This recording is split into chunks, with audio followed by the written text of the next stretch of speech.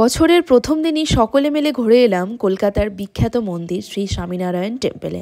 So hi everyone, welcome back to my channel. সকলকে জানাই happy new year আমার পক্ষ থেকে। সকলের নতুন বছর খুব খুব খুব ভালো কাটুক।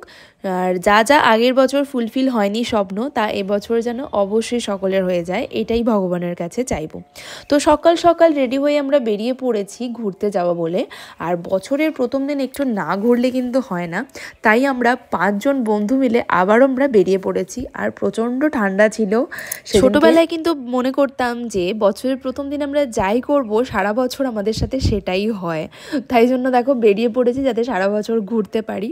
কিন্তু এক্স্যাক্টলি সেটা হয় না, সবাই জানো, জাস্ট একটা মনের ভাবনা চিন্তা এটা আমাদের। আর বছরের প্রথম দিনটা আমরা একটু মন্দিরেই কাটাতে পছন্দ করি। আগের বছর দক্ষিণেশ্বর গেছিলাম, আর এবছর ঠিক করেছিলাম তাই কলকাতার এই স্বামীনারায়ণ টেম্পলে আসবো। আর কথা মতো এসেও গেছি। আর ভেতরের ভিউটা তোমরা দেখতেই পাচ্ছ কতটা মনোরম, কতটা সুন্দর। আর মন্দিরে ঢুকেই আমাদের মনটা ভালো হয়ে গেছিলো পরিবেশ দেখে, পুরো ভক্তি মনের ভেতর চলে এসেছিলো। এত সুন্দর চারিপাশটা ছিল, প্রথমবার আসলাম আর প্রথমবারই ভালো লেগে গেছে। তোমরা যে যে এখানে আসবে তার ভালো লেগে যাবেই। মন্দিরটা যেহেতু অনেকটা এরিয়া জুড়ে রয়েছে, তাই সেরকম লোকজনের ভিড়ভাড়টা কিন্তু একদম বোঝা যায়নি। আর আমরা এখানে দেখো মন্দিরে প্রবেশ করে গেছি, এবারে মন্দিরের ভিতরে যাব।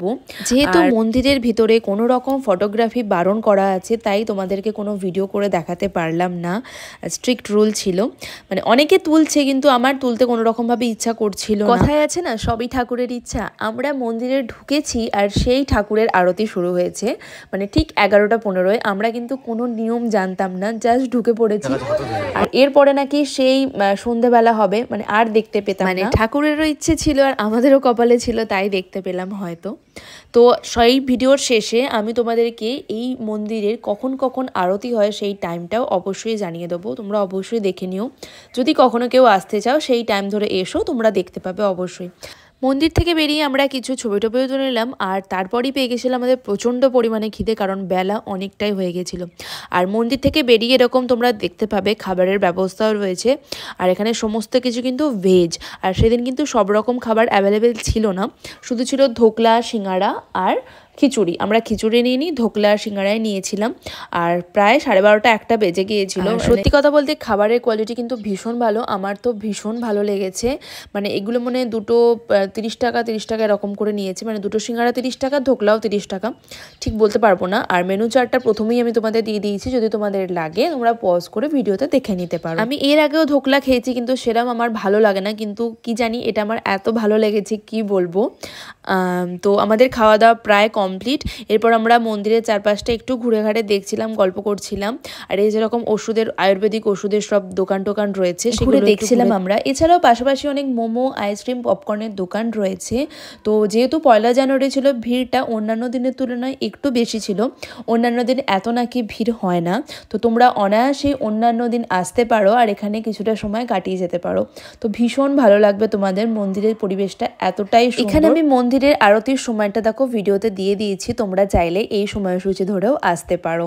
তো দেখো আমাদের মন্দিরে ঘোরা হয়ে গেছে। এরপর আমরা ওখান থেকে প্রায় 2টোর দিক করে বেরিয়ে পড়েছিলাম, কারণ সারাদিন আজকে ঘোরার প্ল্যান রয়েছে। দেখো আমরা এসে গেছি ডিক্যাথলনে। আর এখান থেকে টুকটাক একটু সবাই কেনাকাটা করছিল, যার যেরকম কি দরকার। সেরকম কিছুই না, টুকটাক একটু খেলার জিনিসপত্র সব কিনছিল এরা। আমি সেরকম কিছু, আমার শুধু একটা জ্যাকেট কেনার ছিল, কিন্তু আমি কোথাও ভালো জ্যাকেট পাইনি আমার মনের মতো। এসে গেছি ধর্মতলাতে এসেও চারিদিক ঘুরেও কিন্তু আমার জ্যাকেট আমি পাইনি, এটাই আমার আফসোস রয়ে গেল। তো এখানে দেখো পুতুলের দোকানে একটা ঢুকছিলাম, কারণ সোনার জন্য একটা পুতুল নেওয়ার ছিল, কিন্তু নিইনি শেষ পর্যন্ত, অন্য কিছু নিয়েছি। আর এখানে দেখো আমি আমার ফোনের জন্য একটা কভার কিনেছি। আর পুতুলগুলো কত সুন্দর, দেখলেই পছন্দ হয়ে যাবো। কিন্তু এরপরে ভাবলাম কি করব, পুতুল নিয়ে কোনো কাজে আসবে না, ওই জন্য কিনলাম না। সোনার জন্য একটা টুপি কিনেছিলাম, ওর শীতকালে কাজে লাগবে। তো তারপর বিকেল 5:30 নাগাদ আমাদের আবার পেটে ছুঁচো দৌড়াচ্ছিল, তাই আমরা চলে এসেছি ধর্মতলারই একটা দোকানে।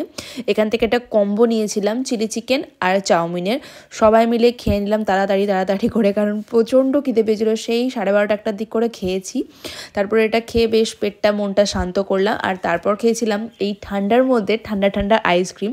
আর এটা ছাড়া আমার কোনো খাবারই কমপ্লিট হয় না, কারণ আইসক্রিমটা আমার খেতেই হয়। এখানে তাই কাকুটাকে জিজ্ঞেস করছিলাম কোনটা ভালো হবে।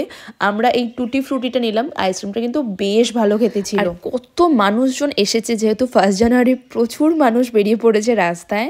আমরাও সবাই টুকটাক একটু কেনাকাটা করলাম। প্রায় 12 ঘন্টা আমরা ঘুরেছি সেদিনকে, মন পুষিয়ে ঘুরে নিয়েছি। আর আমরা বাইরে বেরোলেই এরকমই দেরি হয়। তো তারপরে রাত্রে কলকাতার আলো দেখতে দেখতে আমরা আবার বাড়ির দিকে রওনা দিলাম। তো সারাদিনটা আমাদের তো বেশ ভালো কেটেছিল সেদিনটা।